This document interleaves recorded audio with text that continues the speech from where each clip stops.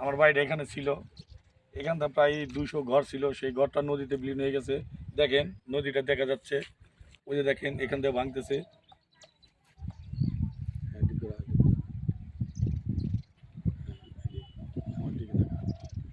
এই যে এখানে যে নদীটা দেখতে পাচ্ছেন, মানিকগঞ্জ জেলা ঘিওর থানা 16 গ্রাম বেগুননার্সি, আরেকটা নাম বেগুননার্সি। এখানে পুরাটাই গ্রাম ছিল, এখানে একটা মসজিদ ছিল, একটা কবরস্থান ছিল, সবগুলি এলাকা ময় মুরব্বীগণ যারা ব্রিটিশ থেকে বিচার করে আসে, সবাই বিচারে এখানে এই নদীতে চলে গেছে। এটা এমন একটা সর্বনাশা নদী, ছোট্ট নদী, কিন্তু তার গভীরতা অনেক, ভাঙনি অনেক। এখানে আমার একটা খালাতো ভাই আছে, আমার এক খালাতো ভাই আছে, মোহাম্মদ হায়দার আলী নাম। আসসালামু আলাইকুম।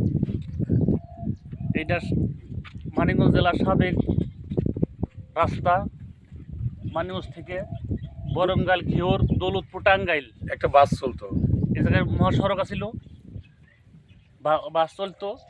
এই জায়গায় 150 পরিবার ছিল, এনে মসজিদ ছিল, গোরস্থান ছিল, এই যে সব নদীটা ভেঙ্গে চুরমার হয়ে গেছে।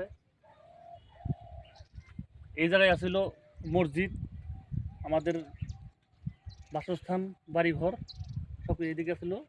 পূর্ব দিকে চলে আসছে, আমরা 1000 মিটার 1000 মিটার পূর্ব দিকে আমরা রাস্তার দিকে চলে আসছি। আমার খালাতো ভাই, আমরা ছোটকাল থেকে একসাথে মানুষ হয়েছি এইখানে, এই গ্রামটে।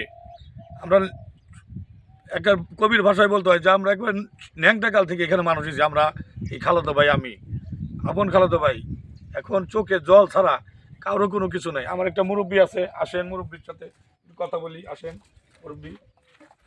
এটা এটা আমাদের এক মুরব্বী গ্রামের। আচ্ছা, এখানে আমাদের কাকা লাগে। এখানে কত বড় গ্রামটা ছিল?